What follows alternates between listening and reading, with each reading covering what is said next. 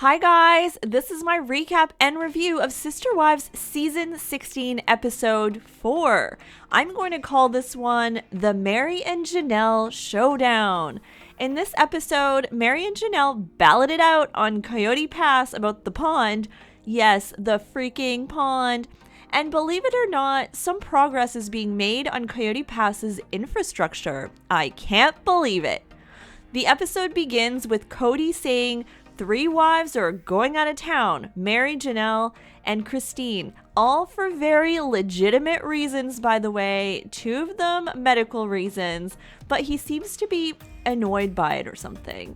Christine is leaving for New Jersey for Isabel's scoliosis surgery. Isabel has been in a lot of pain for the last 9 months, and it's finally time. It's a big day. So Christine, Gwendolyn, Truly, and Isabel pack their safety glasses, masks, and roll their little suitcases to the Garden State.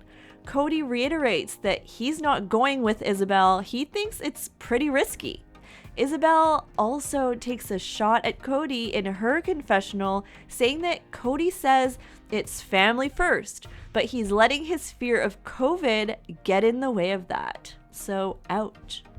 Meanwhile, Janelle is in North Carolina, where her daughter Maddie with her husband Caleb is there because EVK, her granddaughter, is having surgery as well to amputate part of her foot and to get it ready for a prosthetic.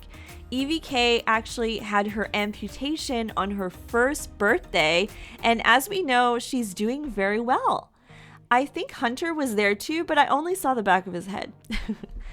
Anyways, as for Meri, she is at her B&B, Lizzie's Heritage Inn, with her daughter Mariah, Mariah's fiance Audrey, and actually I saw Meri's mom in the background. That was so sweet. And this is all to celebrate the 150th anniversary of the house itself. So they had a lot of celebrations planned out, but because of COVID, it all turned virtual.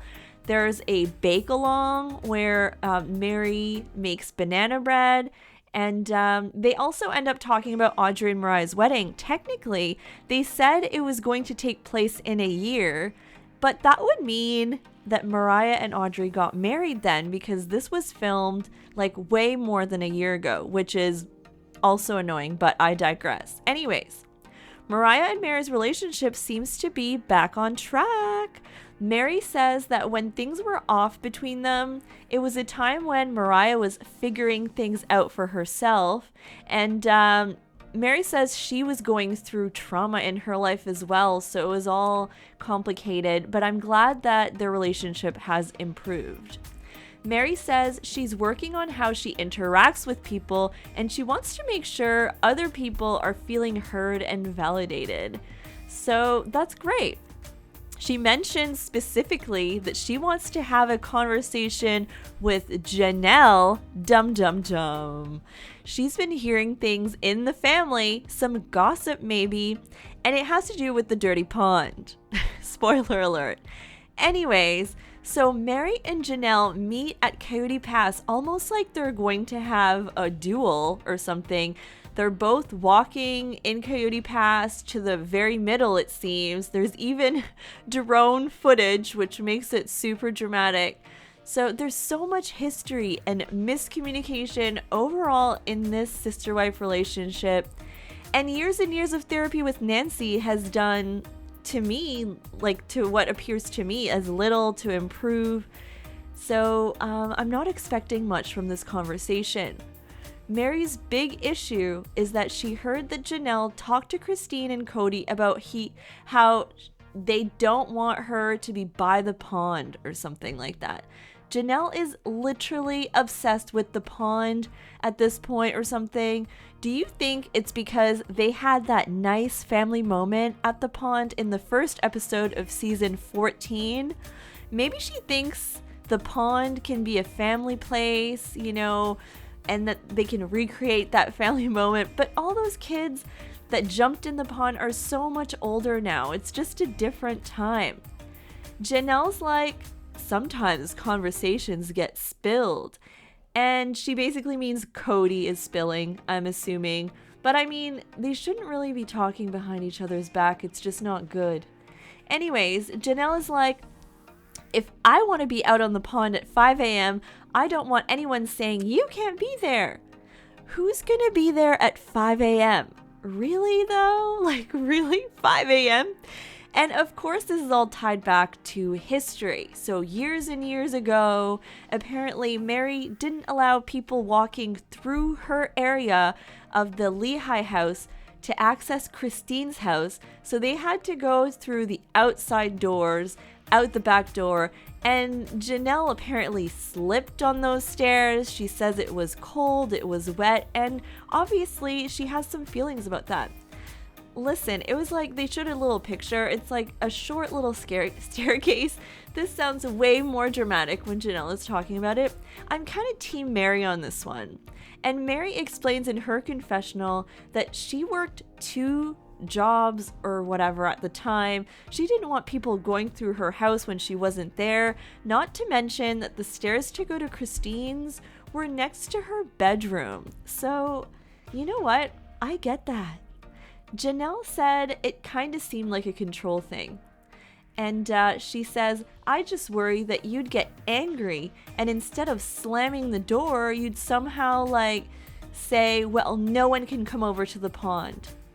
You get sort of specific about your area. So, okay, I'm not feeling a warm and cozy vibe in this relationship. And Meri's like, I'm feeling a wall right now. And I don't blame her. It's like almost like I see the wall or something. Then, oh my gosh, guys, Janelle wants to write legal contracts for the pond. She wants a contract about access to the damn pond. Oh my god, this is not like an oasis or a pool at the Four Seasons. Unless they plan to really work on it and make it super nice, I'm not sure what the big deal is here. Then we get a bit of insight, and honestly, this conversation they should have had like 20 years ago. I don't know why it took so long, but Meri tells Janelle that when she came into the picture, you know, she'd hoped that things would be different and it was not, and she took that as a rejection. And Janelle seems to have felt the exact same way. She says, I felt the same from you. So it's like they were having the same experiences, but in like parallel worlds or something. Janelle says that she knew Meri and Cody for a long time. They were friends, but then when she came into the family, the dynamic changed so much that the friendship with Meri was irretrievable.